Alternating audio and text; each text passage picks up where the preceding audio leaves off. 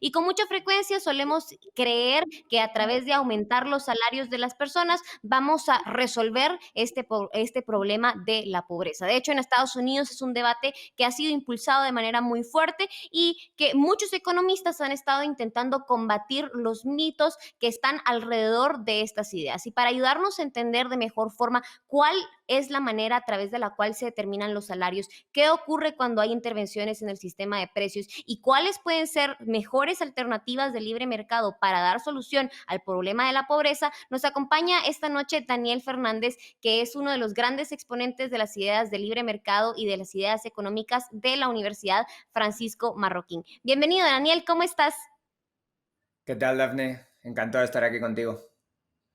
Gracias, Daniel, por acompañarnos. Hoy además un día que en Guatemala se celebra el Día del Padre y estamos muy felices por ti porque además es un día importante porque recién acaba de nacer tu hija y aún así nos decidiste conceder este espacio para poder charlar contigo y que nos puedas ayudar bueno, a crear un mundo mejor incluso para ella, un mundo más libre. Así que gracias por estar esta noche por acá con nosotros. Y bueno, ya daba una pequeña introducción en el inicio precisamente sobre lo que vamos a estar hablando esta noche. Y Daniel, empecemos por el principio, ¿no?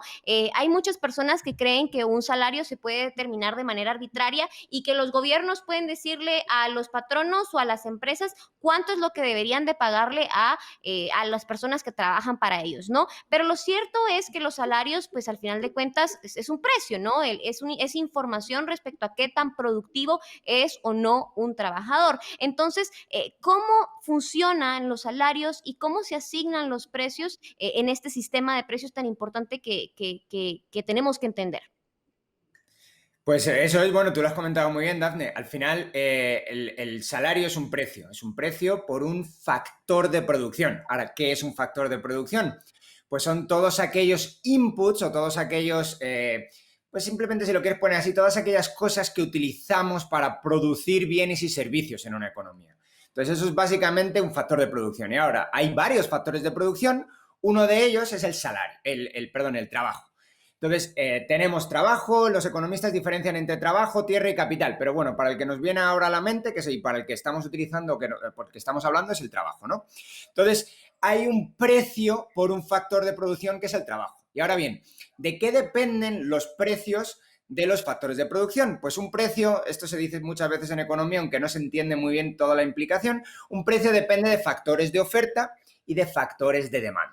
Entonces, evidentemente hay que analizar qué es un factor de oferta y qué es un factor de demanda en cada caso concreto. Para el tema de los salarios, ¿qué sería la oferta de trabajo? La oferta de trabajo básicamente es cuánta gente hay dispuesta a trabajar, cuánta gente hay dispuesta a decir, bueno, pues vamos a ir a hacer un trabajo, el que sea, vamos a ir a hacer un trabajo de jardinería, vamos a ir a hacer un trabajo, pues no sé, como el que tienes tú aquí, Dafne, ahora, vamos a hacer un trabajo de difusión de ideas, ¿eh? Pues es un tipo de trabajo también, ¿no? Entonces, y además cuánta gente está dispuesta, no solamente dispuesta, sino cualificada para hacer ese trabajo. Entonces, tenemos diferentes partes del sector de trabajo, está segmentado si lo quieres ver así. ¿Esto qué significa? Bueno, pues no todo el mundo puede ser arquitecto. Hay gente que no, pues si Dafne o yo quisiéramos ser arquitectos, se nos caen los edificios, ¿no? Entonces no hay oferta de trabajo de arquitecto ahora mismo en esta sala. Estamos Dafne y yo y unos cuantos especialistas más y no tenemos capacidad de ofertar trabajo de arquitecto, ¿vale? Entonces tenemos diferentes segmentos, si lo quieres ver así, en los que diferentes personas venden sus servicios del trabajo, sus servicios, su fuerza laboral. Y luego tenemos una demanda de trabajo. La demanda de trabajo, ¿quién la hace? La demanda de trabajo lo suelen hacer las empresas, evidentemente. ¿Quién quiere trabajo? Bueno, pues las empresas que están produciendo bienes y servicios. Esas empresas necesitan factores de producción para generar esos bienes y servicios. En el caso que estábamos poniendo antes de los arquitectos, pues evidentemente, ¿quién va a demandar un arquitecto? Pues una constructora. Una constructora que vende pues oficinas comerciales, no sé, una constructora que vende apartamentos para la gente. ¿Ok? Entonces tenemos, por un lado, la demanda que viene dada por esas empresas y por otro lado la oferta compartimentalizada, esto es segmentada, esto es importante, que viene dada pues por las personas. Entonces, en la interacción de esa oferta y esa demanda, de cuánta gente quiere ir a vender sus servicios del trabajo y además de cómo de cualificados son esos servicios del trabajo, por un lado, y por otro lado, la demanda que hacen las empresas para producir bienes y servicios, también compartimentalizada, es lo que generan unos precios determinados para el factor productivo trabajo. Dicho de otra manera, al final lo que tenemos son unas empresas que están produciendo bienes y servicios que son más o menos útiles para la gente, es decir, que le generan más o menos satisfacción. Entonces, las empresas que generan bienes que tienen una satisfacción muy alta para las personas que los están consumiendo, pues contratan muchos factores productivos porque están ganando mucho dinero con ellos. Si generas mucho valor en la economía, se te paga un precio alto por lo que produces y tienes un incentivo a producirlo más. Así es como funciona un mercado. ¿Cómo lo produces más? Contratando más factores productivos, entre ellos, por supuesto, el trabajo. Entonces, eso es básicamente la forma en la que se generan precios. Los precios vienen dados en última instancia por la creación de valor que tienen las empresas. Cuando la empresa tiene mucha creación de valor, puede pagarle mucho a los trabajadores y si encuentra a los trabajadores, evidentemente, en los segmentos que estábamos hablando antes, si encuentra trabajadores lo suficientemente cualificados o con una buena cualificación.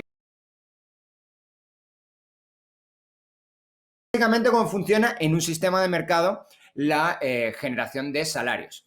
Ahora, ¿por qué, como tú decías, tenemos ahí a sindicatos molestando? Que básicamente es a lo que se dedican profesionalmente los sindicatos, a molestar. ¿Por qué tenemos a sindicatos molestando, diciendo el salario tiene que ser más alto, el salario tiene que ser este, tiene que ser este, tiene que ser este? Bueno, tenemos aquí dos puntos. Uno de ellos es principalmente entender que a veces se tienen buenas intenciones, aunque muchas veces, bueno, se dice que el camino también al infierno está lleno de buenas intenciones. Bueno, tienes una buena intención, quiero que la gente viva mejor. Como la mayor parte de gente vive de sus salarios, si subimos los salarios, evidentemente vamos a vivir mejor. Claro, ¿cuál es el problema con esto? Y ahora lo vamos a ver, me parece, en tus siguientes preguntas. Que esto genera problemas en el mercado de trabajo, de conseguir que la gente llegue y se emplee en el mercado de trabajo. Pero no me voy a adelantar con eso. Pero, ¿cuál es la otra causa por la que los sindicatos pueden estar siempre molestando con queremos subida de salarios, queremos subida de salarios, queremos subida de salarios? Básicamente porque tienen una teoría económica que funciona mal. Y esta teoría económica es una teoría económica pues, de raíz en la que hay una teoría objetiva del valor. La teoría objetiva del valor más famosa es la teoría del valor trabajo. Entonces, en esa teoría del valor trabajo, los empresarios están de alguna manera robando parte de la generación de valor de los trabajadores. Entonces, como ves, esto es muy diferente a cómo estamos nosotros explicando alternativamente cómo se forma un salario. Pero cuando tú tienes eso, entonces hay una especie de sentimiento o de resentimiento, mejor dicho, que es básicamente. Eso es otra de las cosas que definen a los sindicatos hoy en día, resentimiento. Tienes un resentimiento con el tipo que te está dando trabajo y con el tipo que está creando valor en la economía. ¿Por qué? Porque crees que te está robando. Yo creo que esta teoría es completamente falsa, pero quizá no tenemos tampoco demasiado tiempo aquí para explicarla. Pero eso es básicamente la idea. Cuando tú crees que el tipo que te está contratando te está robando, pues lo único que tenemos que hacer es decir que, bueno, pues si me sube a mí el salario, me roba un poquito menos. Y si me roba un poquito menos, pues estamos todos bien. O al menos los trabajadores van a estar mejor y los empresarios no van a estar tan bien, ¿no? Esto es lo que te dicen. De hecho, tienes que hablar con un sindicalista 3 segundos para saber que esto es lo que está pensando. Como digo, creo que esta teoría económica está completamente... prácticamente no hay economistas que la respalden hoy en día. Son 4 y usualmente no son muy listos. Y, por otro lado... está bastante pues denostada y además no funciona bien en la práctica. Es decir, empíricamente esta teoría no funciona. Entonces, bueno, te he dado una explicación quizá demasiado larga, pero esa sería mi explicación de cómo se forman los salarios y sobre todo por qué hay otra gente que cree que la manera de generar mayor bienestar en la gente es mediante una presión sindical para que suban los salarios por decreto. Claro, y a pesar de que fue una explicación un poco larga, Daniel, me parece que es una explicación que profundiza muy bien y que explica muy bien, valga la redundancia, pues todas estas interioridades que con mucha frecuencia son mal analizadas por los medios de comunicación tradicionales y demás cuestiones. Entonces, es importante pues entender verdaderamente cómo se asignan los salarios o entender verdaderamente de dónde vienen los salarios. A mí una vez me explicaron, y fue precisamente en la universidad, que los precios son los chismosos del mercado. mercado, porque al final te dan información respecto a qué tan productivo es o no un trabajador. ¿Y qué sucede cuando existen estos sindicatos, estas presiones por querer modificar artificialmente el sistema de precios? Y en este caso, hablando puntualmente de la cuestión de los salarios mínimos. ¿Qué sucede entonces cuando ganan estas presiones, cuando ganan estos sindicatos y finalmente logran empujar una agenda en la que se oficializa un salario mínimo? ¿Qué sucede realmente con el mercado laboral? Lo voy a poner, voy a hacer mía una frase que es de Juan Ramón Rayo, que es una frase buenísima, que es: ¿qué salario mínimo le pondrías a tu peor enemigo? Es decir, si a mí me cayeras, no es el caso, Dafne, pero si a mí me cayeras muy mal, muy, muy mal, yo digo, Dafne, quiero destruirla, le pongo un salario mínimo de $1.000.000 o de 10 millones de dólares al año. A ver quién es el guapo que le paga, que consigue generar en un mercado al menos 1 millón o 10 millones de dólares para que sea capaz de contratarse. Entonces, tendrías que ser un CEO de una empresa internacional muy, muy exitosa para que eso, no digo que no lo vayas a hacer en el futuro, pero de momento a la mayor parte de nosotros, el 99,9% de la población, no generamos $1.000.000 al año. Si yo no genero $1.000.000 al año y obligo a que alguien, si me quiere contratar, me pague $1.000.000, estoy muerto. Estoy muerto. Voy a quedar en desempleo toda la vida. Entonces, esto es lo que termina pasando en las economías, en cualquier economía. Cuando yo pongo un salario mínimo demasiado elevado, genero una de las dos siguientes cosas. Lo más normal que se genere es desempleo, como te acabo de contar ahora. Nadie va a querer contratar a Dafne por ni a mí tampoco, vamos, casi nadie, por $1.000.000 al año. Es muy difícil. Ojalá lo generáramos, ojalá, de verdad. Pero, por desgracia, yo estoy segurísimo que no lo genero. Por lo tanto, no me contrata nadie por ese salario. Entonces, en los países donde hay un enforcement fuerte del Estado, lo que se genera es efectivamente esto que te estaba contando, ¿no? Lo que se genera es, si algún empresario quisiera contratarte debajo de agua, sería muy complicado porque te va a llegar un inspector de trabajo y va a cerrar la empresa, te va a poner una multa que te va a dejar tiritando, que te va a matar financieramente. Pero tienes otra posibilidad. Hay países, nosotros, tanto Dafne como yo, estamos en Guatemala, hay países con un Estado de Derecho, bueno, no solo Estado de Derecho, sino con un Estado muy, muy débil, con un Estado que si no es fallido es cuasi fallido. ¿Qué pasa en estados que no tienen capacidad de enforcement? Que lo que se genera es informalidad. La informalidad es muy alta en la práctica totalidad de Hispanoamérica. Hay muy, muy poquitos países donde tengan una informalidad baja. Lo normal, ¿qué es lo que pasa? Pues lo que pasa, pues como os estoy diciendo, pues en Centroamérica tenemos informalidad, sobre todo el Triángulo Norte, tenemos informalidades del 70-80%. ¿Qué es lo que tenemos? Una legislación laboral que pretende proteger mucho al trabajador, pero que al final lo protege tanto que nadie lo puede contratar. Como el ejemplo que estábamos poniendo. Es como que nos digan $1.000.000 para Dafne o para mí. Pues bueno, pues quedamos fuera del mercado formal y todavía tenemos la suerte de podernos contratar en la informalidad. Pero es una suerte que es un arma de doble filo, porque es cierto que en estos países, pues bueno, la seguridad jurídica del Estado no es muy alta, pero al menos es alguna.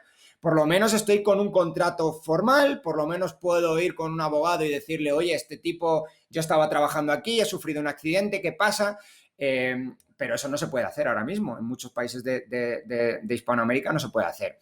Países donde el Estado sí es fuerte, sur de Europa, y tienen una legislación muy parecida, yo tengo estudiada la de Guatemala, la de España, no son tan diferentes, es bastante divertido. Entonces, en estos casos, ¿qué pasa en el sur de Europa? Lo que pasa es que tenemos unos desempleos muy altos, muy, muy altos. ¿Por qué? Porque nadie se atreve a contratar a la gente. Y sobre todo, ¿a quién impacta más el desempleo o la informalidad? Y esto es algo muy curioso. Siempre, siempre, siempre impactan más en aquellos que pretenden proteger. Esto es lo más divertido. Porque lo que tenemos es una parte de la población que queremos que viva mejor. Usualmente, ¿quiénes son? Pues los más pobres, los jóvenes, que son los que tienen salarios más bajos. Nosotros queremos subir el salario a esa gente. Pero precisamente esa gente es la primera, te lo voy a poner con un símil de agua, es la primera que se queda por debajo del agua. Es decir, yo te subo el agua, yo te subo el agua, yo te subo el agua, y llega un momento que si yo soy más alto que tú, pues yo sobrevivo a esa subida de agua. Pero si no soy más alto que tú, muero. Yo creo que yo soy bastante más alto que tú, Dafne. Entonces, en ese caso, si te suben el agua, la que te mueres eres tú. Pues esto pasa lo mismo, exactamente lo mismo con los salarios. Cuando yo empiezo a poner una subida, empiezo a subir el salario, todos aquellos que son menos productivos en una economía son los que se quedan sin empleo o se ven empujados a la informalidad. De hecho, es muy divertido verlo. No hay diferencia entre... Bueno, hay diferencias de cuantía entre países, pero no hay diferencia en el fondo del asunto, que es todos aquellos que están protegidos, entre comillas, siempre, protegidos por legislaciones laborales pues eso, muy tutelares, muy protectoras con el trabajador, tienen un desempleo muy alto en jóvenes. Esto es interesantísimo. Y en gente sin formación. Es decir, o con escasa formación, no sé, a lo mejor con haber terminado la secundaria o algo así. Pues si tienes escasa formación, es decir, no tienes una formación relativamente específica y útil, o muy útil, todos tenemos algo que aportar en el mercado, pero si no tienes una formación que se perciba muy útil en el mercado, o si eres alguien muy joven, es decir, todavía no tienes experiencia, y al no tener experiencia también es un problema te genera un problema de productividad, eres menos productivo que un trabajador que lleva 20 años en un puesto laboral. En esos casos, claramente lo que tenemos es que son los más impactados, porque son los menos productivos, son los que menos valor están generando, son los trabajadores que menos valor generan ahora en la economía. Cuando esto es así, pues ¿qué es lo que pasa? Que siempre impactan a esos, siempre. Las protecciones o las pretendidas, que ya estamos viendo que no lo son, pero las pretendidas protecciones de salarios mínimos altos o cualquier otra cosa, desempleos, indemnizaciones por desempleos de 4, 3 o lo que sea, salarios por año, cosas así, que esto ocurre, vamos, que esto ocurre en varios países. Todas esas cosas al final lo que generan es, como estoy diciendo, que aquellos que menos pueden aportar a un proceso productivo, que a lo mejor podrían aportar en un futuro, porque hay economías de aprendizaje y todo esto, pero todos aquellos que quisieran entrar al mercado laboral, jóvenes, son expulsados del mismo. Esto lo vemos claramente con un desempleo, pues en el sur de Europa, un desempleo juvenil brutal, y en países como Guatemala o en general Centroamérica, lo que vemos es un problema pues de migración, un problema en el que los puestos de trabajo formal son bajísimos, la mayor parte de puestos de trabajo son informales y al final es una presión migratoria muy fuerte. Fantástica explicación, Dani, y hay algo muy interesante que decís, ¿verdad? A pesar de las muy buenas intenciones que seguramente tienen los iluminados del gobierno, al final de cuentas, JD Jaramillo pone un comentario en la transmisión de YouTube que dice, cuando el Estado mete la mano, mete la pata. Entonces ya vimos efectivamente que los salarios mínimos son contraproducentes para resolver el problema de la pobreza, son contraproducentes para mejorar la calidad de vida de aquellos que pretenden ayudar y mucho menos para ayudar a los jóvenes que finalmente probablemente resultamos los más afectados, como tú muy bien lo explicas. Entonces, si ya vimos que eso no funciona, ¿qué alternativas de libre mercado podrían ayudarnos a mejorar la calidad de vida de algunas personas? Que por supuesto, pues hablamos de eso cada semana aquí en Económetro, pero específicamente en materia de salarios, ¿cómo podemos mejorar la calidad de vida de personas o cómo se pueden incrementar de manera real a través del libre mercado los salarios de las personas? Mira, detrás de los salarios altos están las productividades del salario, es decir, perdón, del trabajo, las productividades de los trabajadores. Cuando nosotros estamos en países cuyos trabajadores son muy productivos, los salarios también tienden a ser muy productivos. Y cuando tenemos países con productividad del trabajo bajas, tenemos salarios bajos. Entonces, evidentemente aquí lo que deberíamos hacer es intentar promocionar la productividad del trabajo. Y entonces ahora la pregunta, simplemente yo sé que estoy tirando una patada hacia adelante y la pregunta es, entonces Dani, ¿qué hacemos para incrementar la productividad del trabajo? Y esto, pues lo que se genera o lo que se intenta generar es exactamente lo mismo que para proporcionar crecimiento económico, exactamente lo mismo. Los trabajadores, ¿por qué son más productivos en un país que en otro? Pues pueden ser por varias cosas, pero casi todas las explica el capital disponible. Te lo voy a explicar con un ejemplo muy sencillo. ¿Dónde es más productivo un trabajador? ¿En un campo donde están macheteando, donde están con un machete limpiando o con un arado romano? No sé si sabéis lo que es un arado romano. 2 bueyes, un palo y eso es lo que generan los surcos. O un tractor, un tipo con un tractor. Bueno, pues allí donde tienes un tipo con un tractor tienes la fuerza de unas 500 personas. ¿Eso qué significa? Que la máquina, que es verdad que ahorra trabajo, la máquina hace que el trabajador que está con ella sea muchísimo, cientos de veces más productivos que sin máquina. Esa máquina es lo que los economistas llamamos capital. El capital, además de ser un capital físico, que en el tractor lo vemos muy fácil, en la maquinaria lo vemos muy fácil, hay otro tipo de capital, que es el capital intelectual también, o el capital humano, que denominamos ahora. Ese capital humano, ¿qué es ¿a qué nos referimos? Bueno, pues además de tener un tractor, hay que saber conducir un tractor. Yo no sé tú, Dafne, pero yo no sé conducir un tractor. Entonces, eso es un tipo de capital. Eso es un tipo de... Si lo quieres ver así, ese capital humano simplemente son habilidades. ¿Qué habilidad tienes que te hace valioso en el mercado? Bueno, pues un tipo que sabe conducir un tractor, desde luego tiene mucha más habilidad que tú o que yo para emplearse en una finca agrícola. Mucha más. Entonces, bueno, al final, ¿qué es lo que tenemos? Lo que tenemos es que aquellos países donde tienen mucha más inversión, donde se promociona y facilita la inversión, son países que tienen mucha más maquinaria que le pueden dar a sus trabajadores para hacerlos mucho más productivos. Yo hice un trabajo hace no mucho con Olaf, que es otro profesor Olaf Dirmat, que es otro profesor de aquí de la Universidad Francisco Marroquín, donde, bueno, estimamos cuál era el salario que tenía un hondureño en Honduras y el mismo hondureño en Estados Unidos. El mismo tipo, ¿eh? El mismo. No tiene que ser otro. Y llegábamos a la conclusión que era entre 7 y 8 veces superior el salario que cobraba en Estados Unidos que el salario que cobra en Honduras. Entonces, ahora la pregunta es, hombre, ¿y cómo puede ser Por el esto? mismo ¿Cómo pasa trabajo. esto? Pues porque el mismo trabajador le das un montón de herramientas, le proporcionas un montón de capital y cuando le proporcionas un montón de capital produce muchísimo más. Entonces, ¿qué es lo que necesitas para que en vez de que los hondureños o cualquier, perdón, migrante de otro país tenga que moverse hacia Estados Unidos? Bueno, pues atraer capital, atraer empresas, atraer inversión a los países de origen de la migración.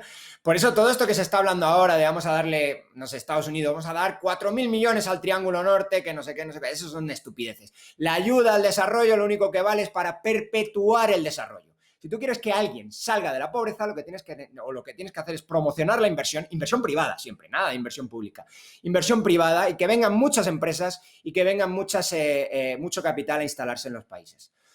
Eso le da mucho más capital, mucho más herramientas a los trabajadores, los hace más productivos y termina subiendo al final los salarios que cobran esos trabajadores. Y me parece fantástica la forma en la que nos presentas precisamente esa idea tan importante que al final de cuentas hay muchas personas de nuestros países que terminan migrando a los Estados Unidos y vamos, no es que vayan a hacer trabajos intelectuales o completamente diferentes de los que hacían en Guatemala. Hay personas que se dedican en el sector de construcción en nuestros países y cuando van a Estados Unidos también se dedican al sector de construcción, pero ganan muchísimo, muchísimo más de lo que alguna vez podrían ganar en sus propios países. Entonces me parece súper interesante la forma en la que nos podés presentar estas dos ideas. Ahora, hay una idea que con mucha frecuencia se deja por un lado y es esta idea de cómo los salarios mínimos, pues porque al final de cuentas las personas no pueden, las empresas no pueden pagarle lo suficiente a los trabajadores, terminan despidiéndolos, como tú ya muy bien nos los explicaste, pero también favorece la automatización. ¿Qué nos podés decir de esto? Que es una idea que nos trae a la mesa JD Jaramillo en Facebook. Sí, hay mucha controversia sobre este tema, porque la automatización va a terminar ocurriendo, sí o sí. Ahora, ¿qué es esto de la automatización? La gente le tiene miedo a la automatización, pero la automatización es lo que estábamos hablando antes. Pues bueno, tengo 500 trabajadores cortando a mano algo o tengo un tractor. Pues prefiero un tractor. ¿Eso qué significa? Que 499 trabajadores van a tener que hacer otra cosa. Pero eso es algo bueno, eso es algo positivo en la economía. Ahorrar trabajo es a lo que se dedican las máquinas. Desde hace más de 200 años, 300 ya casi, aunque la revolución industrial es un poquito después, lo que hemos hecho es automatizar trabajos. Y cuanto más lo automaticemos, mejor, más productivos son los trabajadores que se quedan. Entonces, eso sin ninguna duda genera tensiones a corto plazo, porque hay gente que va a haber desplazado su trabajo, pero desde luego en el medio y largo plazo todos estamos, pero todos, sin ninguna duda, todas las capas de la sociedad, ni esto no es de ricos y pobres, no, todas las capas de la sociedad están muchísimo mejor con la automatización. Y de hecho, cualquier intento simplemente de pararla no va a servir para absolutamente nada. Ahora bien, sí que es posible que si lo que estás haciendo es hacer artificialmente alto el valor del trabajo, lo que estás haciendo quizá es promocionar que esta automatización se dé incluso antes de tiempo. se dé antes de lo que económicamente sería más viable o más óptimo. Pero bueno, en cualquier caso, la automatización y los salarios mínimos, hay por ahí evidencias a favor, evidencias en contra. Empíricamente no creo que sea un tema tan bien establecido. Teóricamente se puede establecer bien, de hecho es lo que estamos intentando hacer ahora, pero luego parece que en la práctica no funciona tan bien, y creo que no funciona tan bien porque básicamente aquellos procesos que son susceptibles de automatizarse se terminan automatizando en cualquier caso. Totalmente. Y Dani, hay una última idea que no me quiero dejar de ir sin ella, y me gustaría que nos presentaras algunos ejemplos muy puntuales. Por ejemplo, vuelvo, insisto, en el caso de los Estados Unidos, ¿no? Porque por mucho tiempo se ha discutido esta idea de que se aumente el salario mínimo en todos los estados a $15 la hora. Hay estudios que te dicen efectivamente la forma en la que podría destruir por completo la industria, ¿no? ¿Nos puedes dar algunos ejemplos más puntuales para que nos quede más que claro, además de la teoría que nos explicaste, estas ideas? Bueno, tienes ejemplos por todos lados. De hecho, mira, te voy a poner un ejemplo de mi propio país de origen. Aunque el de acogida es Guatemala, pero mi país de origen es España. Acaba de salir un estudio bastante bien hecho del Banco de España. El Banco de España ya no es un banco central, solo vale para hacer estudios y curiosamente hace muy buenos estudios. Es lo mejor para lo que vale un banco central, para hacer estudios. Porque si se mete en la economía, también mete la pata completamente. Pero el estudio este sobre el salario mínimo fue muy bueno, porque tenemos un gobierno muy de izquierda, los gobiernos de izquierda por alguna razón, pues eso, tienen una teoría económica malísima, creen que se sube salario mínimo por decreto. Entonces hicieron un estudio de qué pasó con la subida de salario mínimo de 2019, que fue bastante alta en España, fue como de un 20%. Entonces, ¿qué es lo que ocurrió? Pues lo que ocurrió es que destruyó aproximadamente entre 170 y 180.000 empleos. ¿Eso es mucho o poco? Bueno, para Guatemala es una barbaridad, para España es algo importante. No es una increíble barbaridad, pero es algo muy importante. Ahora bien, ¿dónde se destruyeron los trabajos? Esto es divertidísimo. Bueno, divertidísimo si no fuera trágico, evidentemente, para toda esa gente. Pero es divertido desde un punto de vista de análisis económico. ¿Dónde se destruyeron los trabajos? Exactamente en los lugares que nos decía la teoría donde se iban a destruir. Se destruyeron en aquellos sectores de menos valor añadido, por ejemplo, en agricultura, en hostelería, se destruyeron muchísimos puestos de empleo.